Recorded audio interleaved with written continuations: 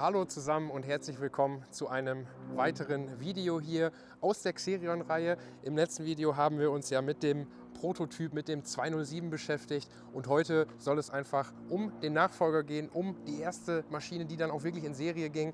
Dafür haben wir hier von Claas zur Verfügung gestellt den 2500. Es gab ja dann in dieser Baureihe auch noch den 3000er.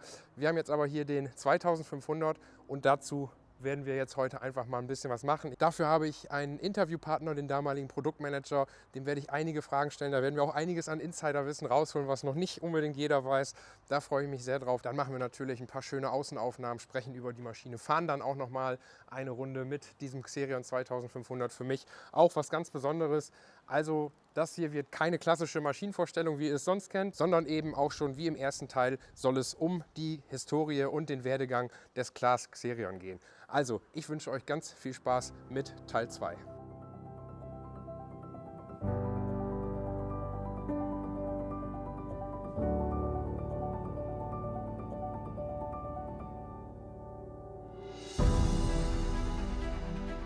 Also es gab ganz klar Leute, die Getriebeentwicklung gemacht haben. Das waren vielleicht 2, 3 Leute. Es gab eine enge Zusammenarbeit mit der Kabinenentwicklung von Mähdreschern und Häckslern. Mein Schwerpunkt war eben, in dieses Fahrzeug das reinzubekommen, was eigentlich Stand der Technik bei Schleppern war.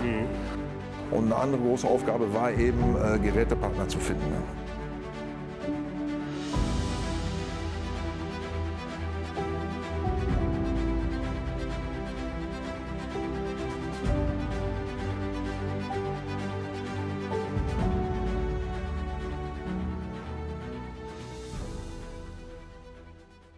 Ja, liebe Zuschauer, herzlich willkommen zu Teil 2 hier zum Xerion, zu der Geschichte des Xerion.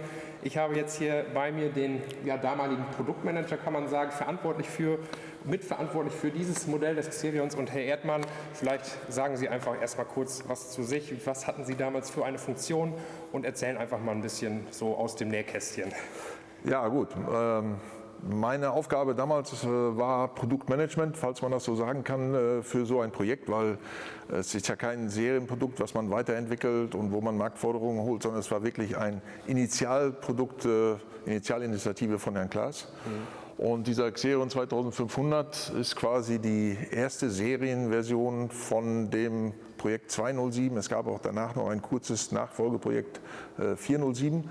Und in 1995 ist dann die Entscheidung gefallen, dass wir damit in den Markt gehen.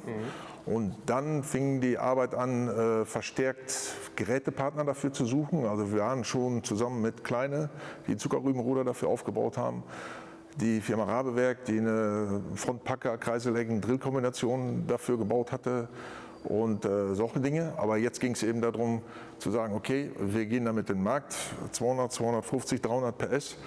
Und was kann man damit alles tun? Ne? Genau, und das Projekt 407, ging das denn dann als Xerion 2000 sozusagen auf Reise oder was ist da? Also es gab ja auch den 2000, sage ich mal, und dann gab es den 407 oder ist das so ein Zwischenstück gewesen? Naja, es gab ganz kurze Zeit mal einen Xerion 2000, aber das war, glaube ich, mehr auf Basis von, das Getriebe war ausgelegt bis zu 200 PS über die Achsen. Und damit war im Prinzip schon vorgegeben, dass wir, wenn wir mehr als 200 PS draufpacken, 250 oder zum Endeffekt dann hinterher 300, dass wir dann das Getriebe so überwachen müssen, dass quasi immer nur die PS-Leistung von 200, 220 Richtung Achsen geht. Und nur dann, wenn Zapfwellenleistung angetrieben wird oder abgefragt wird, dass wir dann Mehrleistung freigeben. Ne? Genau, also quasi die Anbaugeräte, die angetrieben werden über Zapfwelle, die konnten natürlich dann die 300 PS abnehmen, aber die Achsen, das Getriebe, der Antrieb, der war dann eben sozusagen begrenzt auf 200, 220 PS. Und in der Vermarktung ist nur 2500 und 3000 gewesen. Ja. Genau, der 2500, der kam dann wann genau auf den Markt? Ich glaube, die erste Maschine haben wir 97 gebaut. Und das war dann eine ganz kleine Vorserie, die wir mit einem Kreiseleggen-Kombination Drilltechnik in den Markt gebracht haben.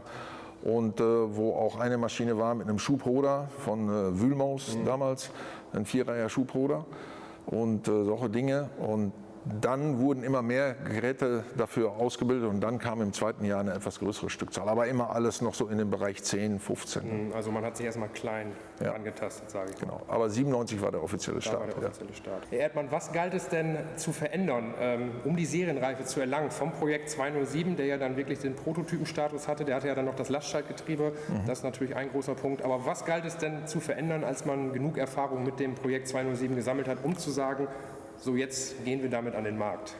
Wer den 207 mal gesehen hat, allein vom Äußeren her schon haben wir, die Bereifung ist das, was am ersten ins Auge sticht. Ne? Die kleine Bereifung, die auf dem 207 war, die ja damals üblich war für alle Trucks, also alle MB-Trucks, alle Schlüter-Euro-Trucks fuhren mit so einer ähnlichen Bereifung wie auf dem 207 sind. Und wir haben dann auch durch die Verwandtschaft mit Mäderschern gesagt, wir brauchen mindestens 650, eigentlich 800er Räder. Und so wie man hier sieht, sind ja auch jetzt dann in der Serie viel 800er gelaufen. Das war ein Ding. Das nächste Ding war dann eben von der Kabine her, haben wir dann die Kabine übernommen, die auch auf dem Mäderschein ist. Wobei die auch wieder geändert werden musste, weil die ja drehbar ist. Das heißt, ich brauche eine Kabine mit Fahrerboden, also mit Kabinenboden. Beim Mähdrescher wird ja eigentlich die Hülle auf den Fahrerstand gesetzt. Ja. Bei diesem ist das eine eigenständige Kabine, also ein eigenständiges Gehäuse. Und ich glaube, da waren noch viele Dinge, Luftansaugung. Dies ist jetzt eigentlich schon die, man könnte heute sagen, Generation 2 von den 2500. Die ursprüngliche Nase sah ein bisschen anders aus. Das hat sich dann herausgestellt, dass wir, wenn wir Geräte aufsatteln, obendrauf, dass wir dann die Möglichkeit haben, bei diesem nach oben hin noch mehr Luft anzusaugen. Weil die Anwendungen waren doch, gerade wenn man jetzt in umgedrehter Fahrtrichtung einen Gülleaufbau hat und hier hinten dann einen Kultivator drin hat, zum Gülle einarbeiten, dann ist hier sehr viel Staub und dann braucht man frische Luft von oben. Ja, dadurch entsteht diese flache Form. Also wer noch Fotos sieht von der Urversion eines 2500er, da sieht die Nase noch anders aus. Ja, sehr interessant. Und was man natürlich sieht, so wie ich komme ja so aus den 90er Jahren und dann kam ja irgendwann diese Kabine, diese Dachform in die Mähdrescher, in die Häcksler da. Ja. Das kennt man auf jeden Fall, die erkennt man wieder, dass da halt Wissen reingeflossen ist von der Kabine der Erntemaschinen, sage ich mal. Ja. Wie war denn die Zusammenarbeit in Ihrem Team organisiert? Wie groß war das Team? Welche Bereiche gab es da? Hatte man da, der eine macht das, der andere war dafür zuständig? Oder hat man gesagt, wir arbeiten zusammen an diesem Projekt allgemein? Aber es gab ja mit Sicherheit, der eine hat eher so Getriebe gemacht, der andere hat sich um die Antriebsart gekümmert. Oder wie war das organisiert? Ja, das war schon so, wie Sie sagen. Also es gab ganz klar Leute, die Getriebeentwicklung gemacht haben. Das waren vielleicht 2, 3 Leute, echte Getriebeleute. Die leben den ganzen Tag im Getriebe. Das ist so eine Welt für sich. Dann gab es 2, 3 Leute, die sich nur mit dem Rahmen beschäftigt haben, weil wir können ja 20 Tonnen aufladen. Also der große Unterschied zu einem Standardschlepper war immer, dass wir noch richtig was oben drauf packen können. Also einen sehr stabilen Rahmen. Da gab es auch 2 Leute, die eigentlich nur Rahmen gemacht haben, Rahmen und Achsen. Und gut, es gab eine enge Zusammenarbeit mit der Kabinenentwicklung von Mähdreschern und Häckslern.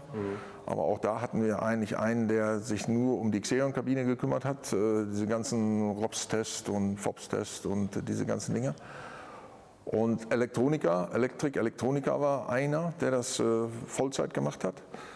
Und dann gab es noch 2 Leute, die Hydraulik schwerpunktmäßig gemacht haben, weil eben auch hydraulische Leistung etwas anders ist als beim Mähdrescher, hier mit Load Sensing und Power Beyond und diese ganzen Themen.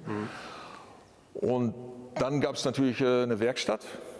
Das ist auch wichtig, gute Leute in der Werkstatt, die da quasi die Tests fahren und dann auch Rückmeldungen geben, was läuft, was nicht läuft.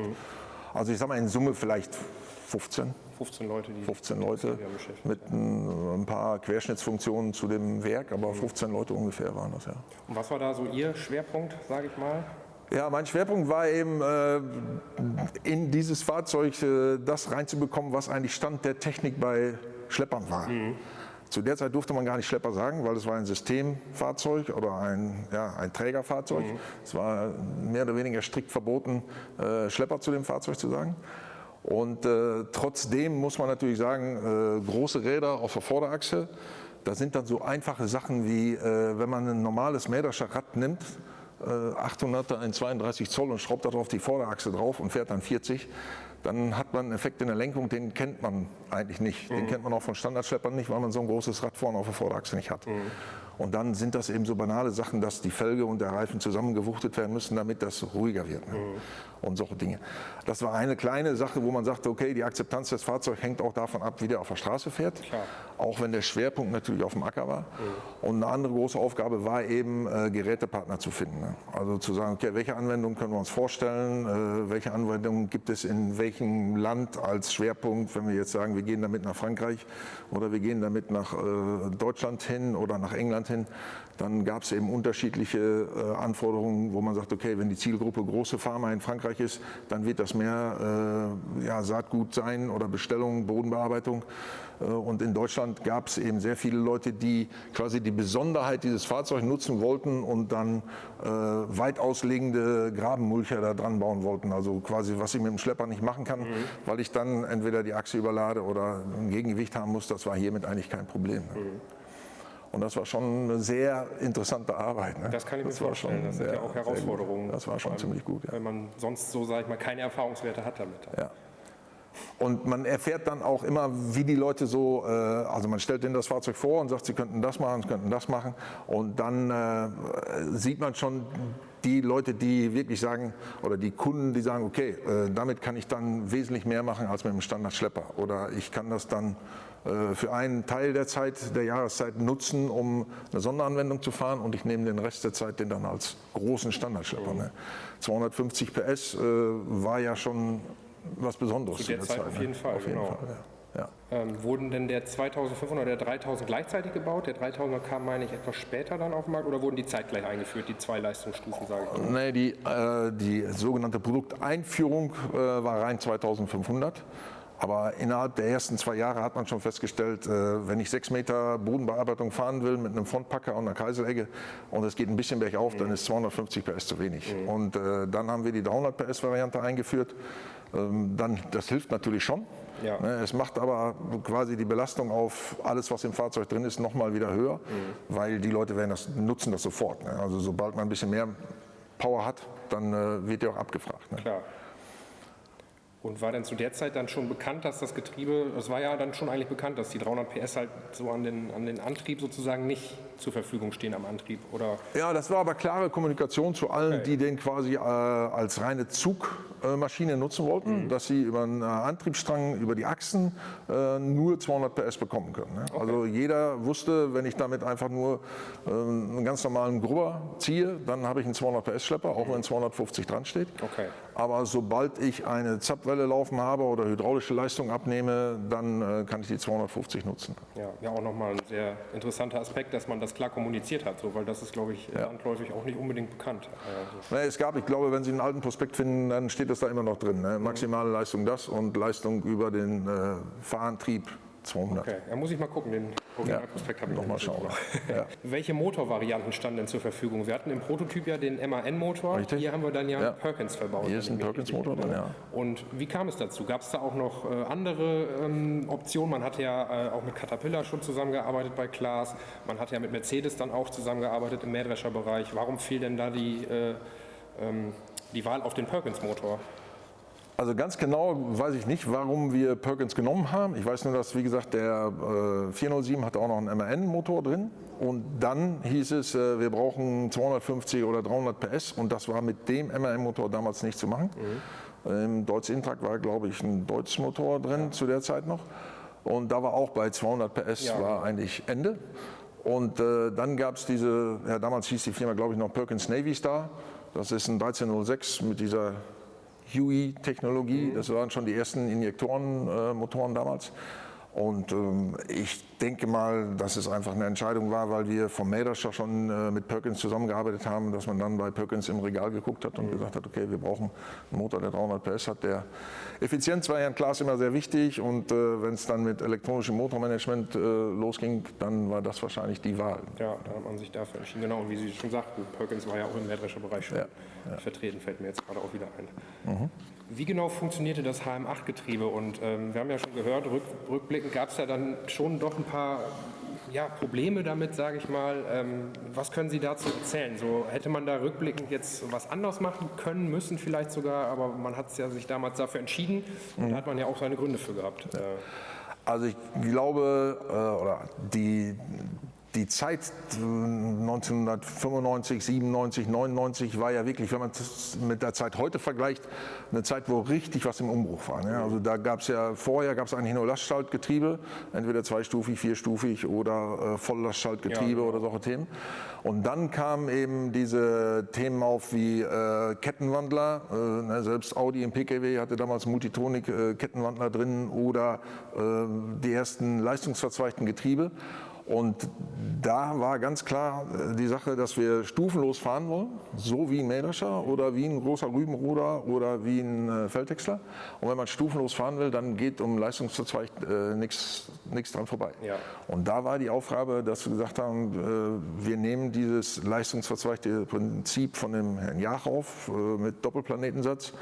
Das hat der Fredrings bestimmt schon im Detail erklärt, aber für die ganz einfache Erklärung habe ich damals auch den Kunden immer erklärt, wir haben einen Doppelplanetensatz, dadurch haben wir ersten und dritten Gang auf der einen Seite, zweiten und vierten Gang auf der anderen Seite. Mhm. Und eine kleine Hydroeinheit, die wir verschwenken und wenn ich den Hydro zum einen Extrem ausgeschwenkt habe, sind 2 Gänge Drehzahl gleich unten, erster und zweiter. Und dann schalte ich von einer Seite des Getriebes auf die andere Seite und dann mache ich eine Kupplung auf und mache die zweite zu und dann schwenke ich wieder zurück und da wir auf der anderen Seite des Getriebes sind, heißt zurückschwenken, weiter beschleunigen. Und den Vorgang haben wir dann 4-mal gemacht, 4 Gänge, dann einmal Gruppenschaltung und dann den ganzen Spaß nochmal. Vom Prinzip her, glaube ich, war es wirklich eine gute Idee. Man hätte vielleicht das Ganze stärker machen können von Anfang an, aber keiner wusste zu der Zeit, dass die Schlepperleistung innerhalb von einem Jahr von 200 auf 300 PS steigt. Ja. Wenn man davor gesehen hat, die ganzen großen Schlepper, egal ob es nun die international waren, von IAC oder Fendt oder so, war alles so bis 200 PS und dann war Schluss. Ne? Genau. Und dann kam 89, 90 die Wende und dann ging es rapide bergauf mit Motorleistung. Genau, da hat ja dann auch, haben ja auch die amerikanischen Hersteller, die hatten ja immer schon die großen Leistungen, die haben natürlich dann den Zeitpunkt genutzt und ihre großen Traktoren auch hier in den Osten, in die ehemalige DDR. Die großen Magnums und die großen John Deeres und haben da natürlich sich viel vom Kuchen geholt und das konnte man, das macht schon Sinn, dass man das nicht unbedingt voraussagen hätte können. Und natürlich kann man sagen, man hätte dann ein größeres bauen müssen, aber ich glaube, da war dann irgendwann von der Technologie her die Frage, macht man jetzt nochmal ein neues Getriebe mit Lamellenkupplung unten in der Gruppenschaltung, damit das zügiger geht, oder sucht man sich einen Partner? Und ich glaube, da ist dann irgendwann die Entscheidung gefallen, dass man gesagt hat, wir machen dann eine Partnerschaft mit ZF und dann geht es da weiter. Genau, und dann ist es ja quasi dann auch beim 3300 dann mit ZF, mit dem Ecom sozusagen weitergegangen. Ja. Genau.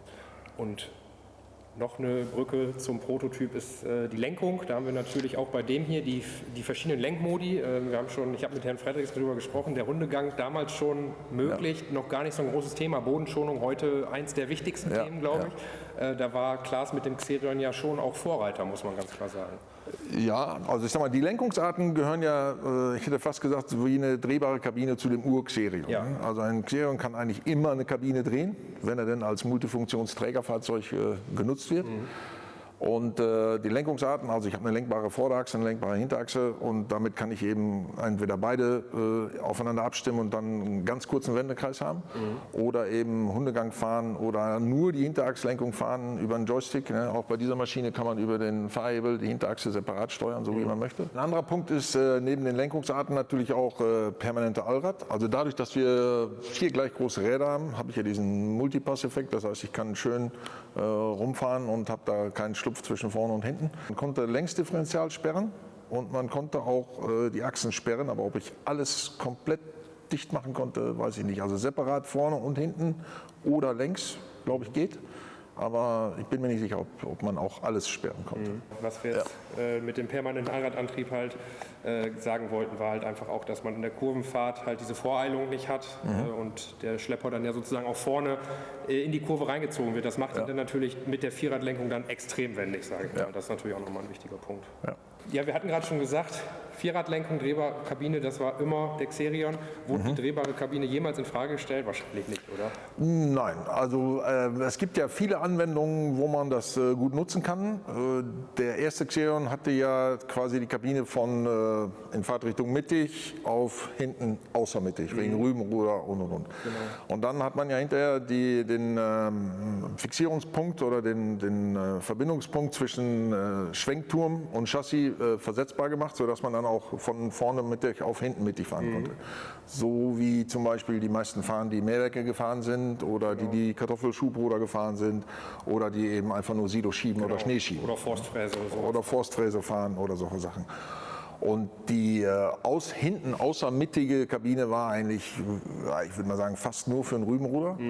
Und ansonsten könnte mich jetzt nicht dran erinnern, ich weiß nicht, ob der die Böschungsfräsen in Ostdeutschland gefahren hat, vielleicht auch außermittig hat, aber ich glaube es nicht. Aber das war dann sozusagen eine Spezialanforderung. Da hat man gesagt, hier, ich möchte da mit Rübenruder fahren und dann wurde die Kabine eben auf Zuruf so platziert. Das konnte man jetzt dann auch nicht variieren oder so. Doch, ich glaube, die ersten Xerions hatten alle diese Möglichkeit, dass man den Turm entweder mittig oder außermittig festmachen kann. Das war immer schon so. Ich erinnere mich noch dran, dass ich vergangenes Jahr bei einem Feldtag in Nordhorn dieses Modell, ich meine, es waren 3000er, auch gesehen habe mit diesem Holmer Rübenruder Aufbau. Der hatte dann natürlich die Kabine auch versetzt und man ist auch hinten in die Kabine eingestiegen dann. Ja. Der hat einen separaten Aufstieg an dem Ruder und dann steigt man von hinten durch so eine kleine 50 cm Tür ein. Die der Prototyp ja auch noch hat. Ja, die der auch noch hat. Ja, genau.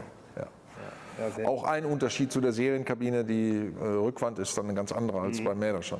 Ja, klar. Ja, weil da der Turm dran fest ist und weil man von hinten einsteigen kann. Ja, richtig, stimmt. Das ist auch nochmal alles ein bisschen anders. Ja, aber wie Sie sagen, das ist eben immer schon Xerion gewesen. 4 gleich große Räder, Allradlenkung, schwenkbare Kabine.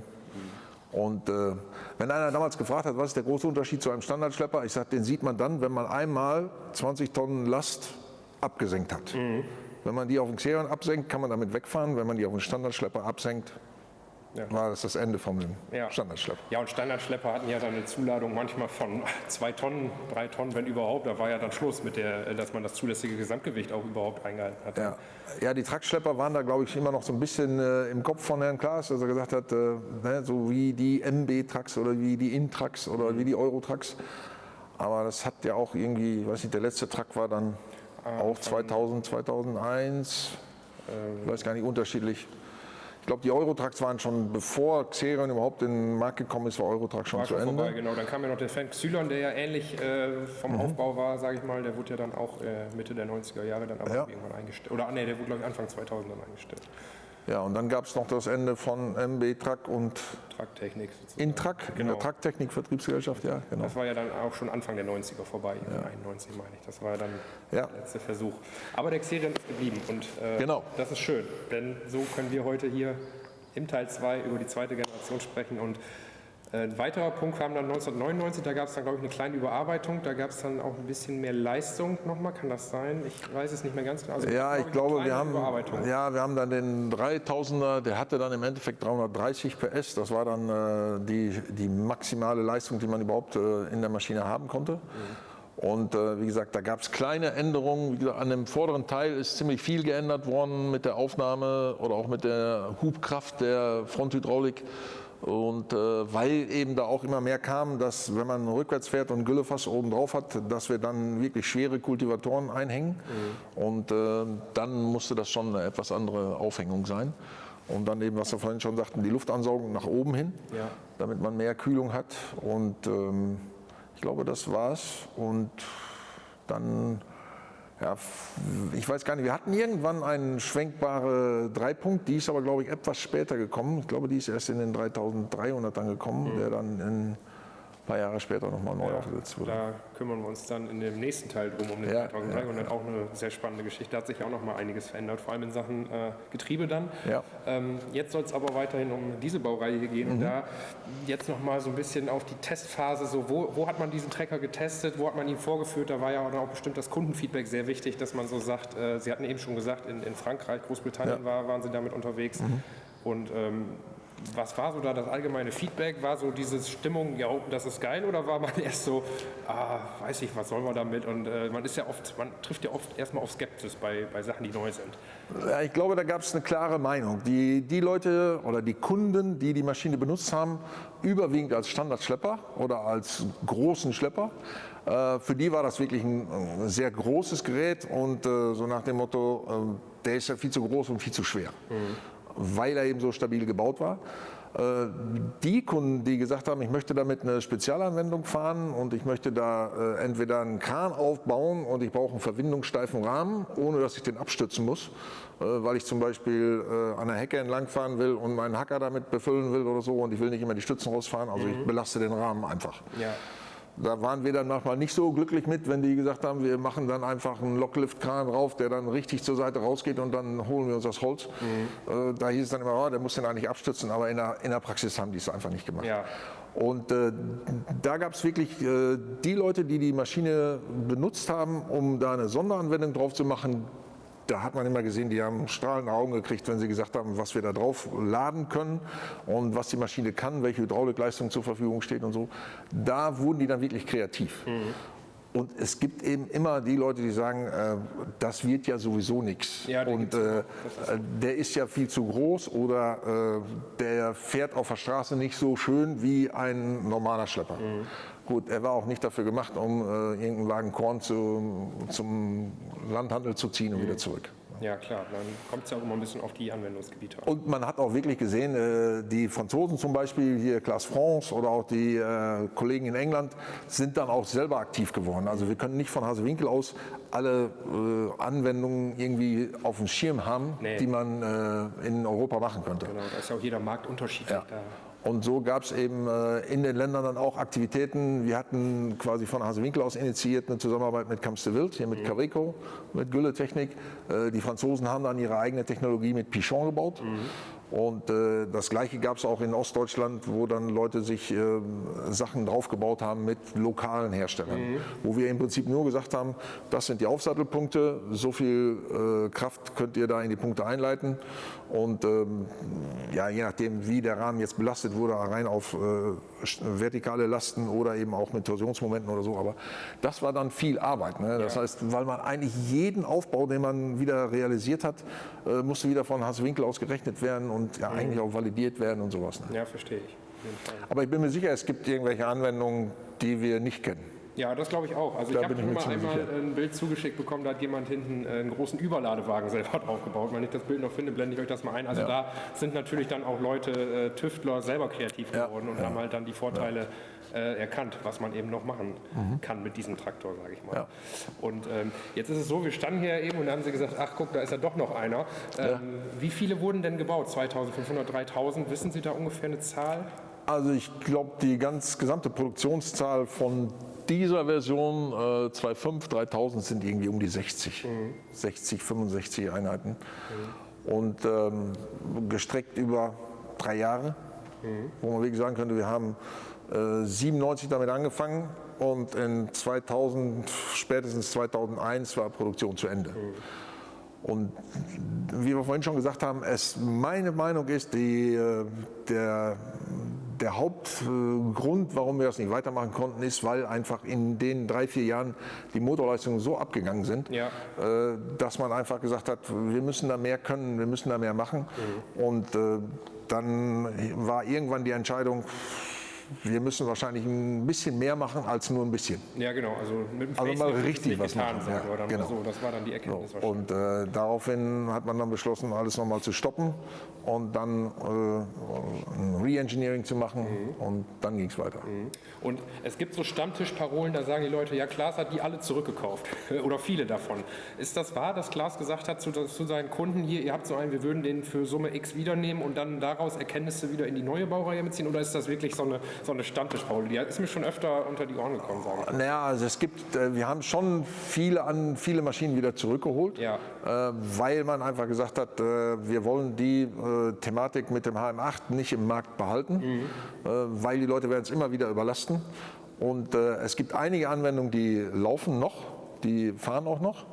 Aber das sind meistens keine Anwendungen, wo ich extreme Belastung auf dem Getriebe habe. Ja. Wenn man mit dem Fahrzeug gefahren ist und man ist wirklich sag mal, in einer Selbstfahreranwendung gefahren, wo man kleine Geschwindigkeiten gefahren hat oder wo ich schwere Lasten habe, also wo ich nicht schnell beschleunigen muss, dann war das fürs Getriebe kein Problem. Das Problem beim Getriebe war einfach, dass man definierte Schaltzeiten hatte und in der Sekunde durfte dann auch die Maschine quasi nicht weder in Schubfahrt sein noch irgendwie. Und wenn ich das Schlimmste war einfach mit der leeren Maschine hier auf der Asphaltstrecke beschleunigen. Ne? Dann war einfach immer der Übergang von einem Gang zum anderen, konnte man genau merken. Das konnte er dann nicht so gut verkraften. Ob er das nicht so gut haben kann, weiß ich nicht. Aber es war auf jeden Fall deutlich merkbar, dass da eine Klauenkupplung schaltet. Ja, okay. Und wenn man eine Klauenkupplung häufig schaltet und das unter Last macht, dann weiß man ja eigentlich. Ist es vielleicht irgendwann ein Verschleißteil. Ja. Ja. Aber das dann abschließend so, aber wie gesagt, der Grund, warum eher kürzere Bauzeit und man dann gesagt hat, so wir machen jetzt kein Facelift, sondern wir bauen nochmal einen komplett neueren auf, das Re-Engineering, was Sie da eben sagten sozusagen. Und genau, und dann noch ein spannender Punkt zu der Zeit damals, oder das war ja dann Anfang der 2000er, kam ja dann die Übernahme von Renault durch Claas, also das Traktorenprogramm. Hat das einen Einfluss gehabt? Hat man da gesagt, ja gut, dann haben wir jetzt ja hier von Renault den Atlas, der hat ja dann auch irgendwie was bei 270 PS. Wir machen mit dem Xerion nicht weiter, oder stand das nie zur Debatte? Nee, ich glaube nicht, dass das irgendwie einen Einfluss hatte, weil wir hatten ja zu der Zeit, wo wir den Xerion hatten und noch keine Renault-Traktoren, gab es ja Kooperationen mit Valtra, wo wir auch Valtra-Schlepper im Handel, quasi im Claas-Vertrieb bei den Händlern hatten.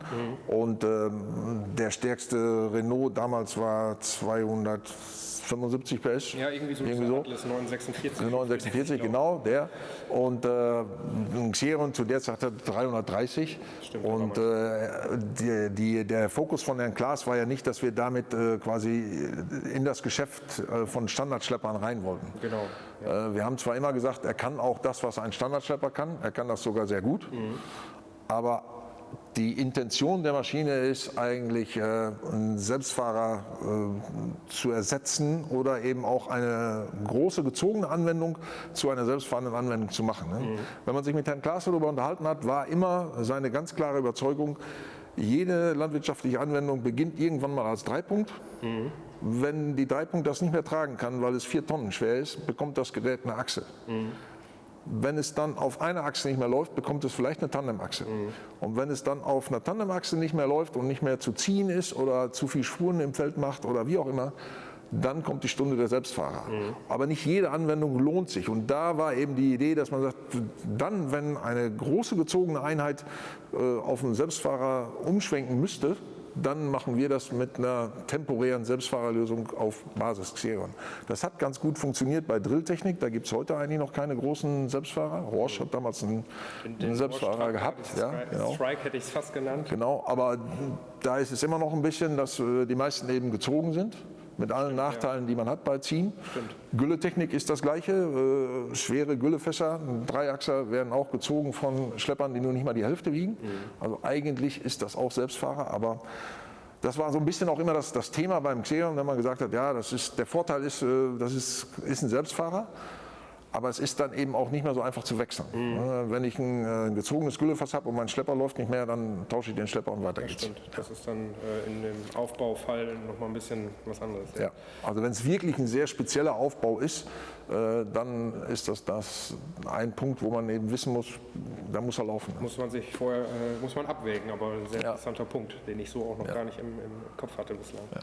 So, wenn Sie jetzt auf dieses Projekt und auf das Fahrzeug hier hinter uns zurückblicken, würden Sie heute was anders machen oder sagen Sie, das war damals zu der Zeit nach bestem Wissen und Gewissen?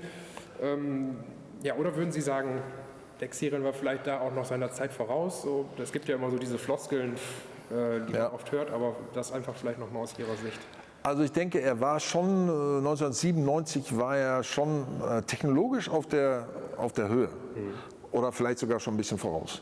Also wenn ich sehe, ein leistungsverzeichtes Getriebe, man kann jetzt über die richtige Dimensionierung kann man sich unterhalten, aber es war ein leistungsverzeichtes Getriebe, womit man stufenlos fahren konnte in beide Richtungen, 40 Kilometer. Das war schon toll. Man hatte eine drehbare Kabine oder generell einen Fahrkomfort in der Kabine, der gut war. Automatische Lenkung war auf der Maschine drauf und viele Dinge, wo man sagen würde, das war mindestens State of the Art, vielleicht auch ein bisschen voraus. Wenn man jetzt zurückschaut und weiß die ganzen Thematiken, dann würde man vielleicht sagen, ja, man hätte von Anfang an ein bisschen mehr Reserve einbauen müssen, damit man mal 100 PS mehr machen kann. Aber wenn man damit anfängt und man kommt quasi aus der Truck-Geschichte und sagt, ja, 180 PS ist schon toll, 200 PS wäre noch besser, dann baut man auch erstmal nur so schwer und nur so stark. Ne? Ja, wenn man dann 250 anbietet, dann denkt man und sich, dann ist man schon alles gut erstmal. Ganz vorne, ja. Genau. Und wenn man sieht, wo der Xerion jetzt ist, wenn ich die größte Version jetzt heutzutage sehe, dann ist das schon fast nur noch auf schwere Zugarbeit. Und die Zielsetzung von dem Xerion, so wie er hier steht, war ja nicht schwere Zugarbeit, sondern was ganz anderes. Und von daher ist es auch gut, dass wir das jetzt gesplittet haben, dass wir eine Version haben für schwere Zugarbeit im Angebot und die andere immer noch als Trägerfahrzeug. Genau, und dann eben auch mit den Varianten Truck VC mit Kabine oder Satteltrack eben. Genau. Und daher dann heute diese Vielfalt, dass man halt sich für beide Sachen entscheiden kann. Ja, Herr Erdmann, vielen, vielen Dank für das Interview. Ja. Es hat mich sehr gefreut. Bitte? Er hat mir noch mal ganz andere Einblicke gegeben und war mir auf jeden Fall eine große Ehre. Vielen Dank. Bitte schön, gern geschehen. So Freunde, das war doch wirklich mal wieder sehr, sehr informativ. Das sind einfach Insider-Infos und das ist Wissen, das bekommt man in keinem Prospekt, das bekommt man in keinem Forum. Von daher bin ich sehr, sehr froh, dass Herr Erdmann sich die Zeit genommen hat und mal ein bisschen aus der Historie erzählt hat. Das ist für mich wirklich was ganz Besonderes und jetzt geht für mich auch ein lang gehegter Traum in Erfüllung, denn ich werde jetzt eine Runde fahren mit dem Xerion 2500. Es ist für mich ein ganz, ganz besonderer Trecker. Ich weiß noch, als ich ihn früher von Siku bekommen habe, den 2500 mit dieser Kippmulde da hinten drauf. Fehlen mir auch gerade ein bisschen die Worte. Seht mir das bitte nach. Ich bin einfach sehr, sehr froh und auch ein bisschen stolz, dass ich jetzt die Möglichkeit habe, mit diesem Trecker einmal zu fahren. Es ist soweit. Xerion 2500 mit Perkins Motor und HM8 Getriebe. Da haben wir ja eben schon einiges drüber gelernt und jetzt geht es ans Eingemachte und wir fahren. So, Kupplung treten, den Knopf gedrückt halten und nach vorne den Hebel. So, dann Kupplung kommen lassen und dann Gas geben. Und da bewegt er sich auch schon, der Xerion. Fahren natürlich erstmal ganz langsam und testen uns hier so ein bisschen ran. Vierradlenkung ist aktiv, also auch sehr, sehr wendig dadurch. Ach, Wahnsinn. So, den wieder nach hinten, dann drücken wir den Knopf und schieben ihn wieder nach vorne. Und dann sollte es in die andere Richtung gehen. Ja, so ist es auch. Also eigentlich ganz simpel. Also mir fällt sofort auf, es ist wirklich sehr, sehr leise in dieser Kabine hier. Dann kann man das hier aufmachen. Oh ja, das kann man aufmachen. Das ist vielleicht gleich nochmal ganz interessant für den Sound. So, dann Hebel wieder zurück, Vorwärtsgruppe rein und den wieder rausschieben und Gas geben. Und dann fährt er auch schon vorwärts.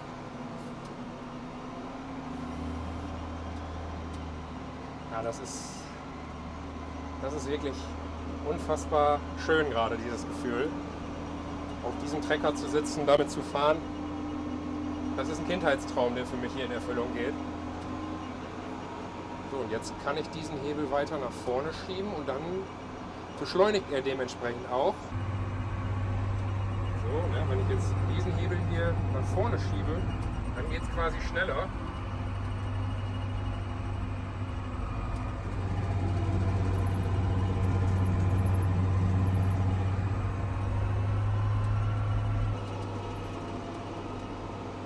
Also wenn ich jetzt ein Autofahrer wäre, der daherkommt und hier kommt so ein Xerion raus, das muss ein unglaubliches Bild sein und ich habe das Glück, hier gerade selber drauf zu sitzen. Wahnsinn. So, die Bremsen sind aber auch sehr gut.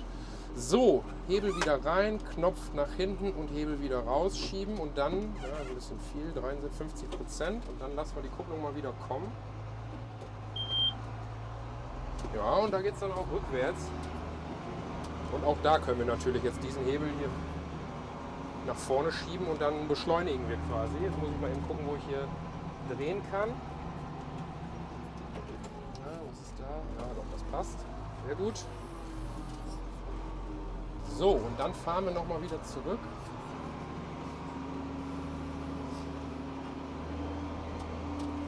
müssen wir aber auch noch mal eben jetzt eine Soundaufnahme machen.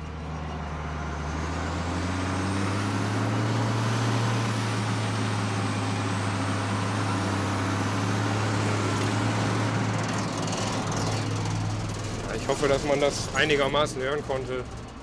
Ich versuche gleich noch mal im Stand ein paar Gasstöße zu geben. Aber es geht ja weiter auf Traktorburg. Wir finden bestimmt auch noch mal einen im Einsatz, wo man dann vielleicht auch wirklich noch mal mitarbeiten kann. Aber fürs Erste hat mir das hier schon völlig zufriedengestellt. Unglaubliches Fahrgefühl. Das kann man wirklich nicht anders sagen. So, jetzt halte ich hier noch mal an.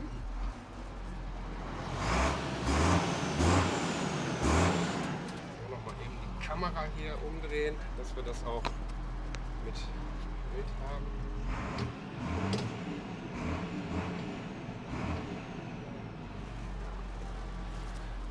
Also der Perkins Motor, der hört sich auch wirklich gut an. Das kann man auch nicht anders sagen.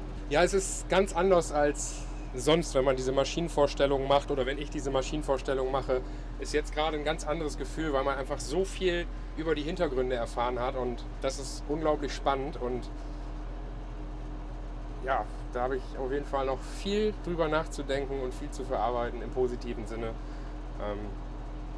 Ja, hat mir auf jeden Fall sehr, sehr viel Spaß gemacht und viel bedeutet.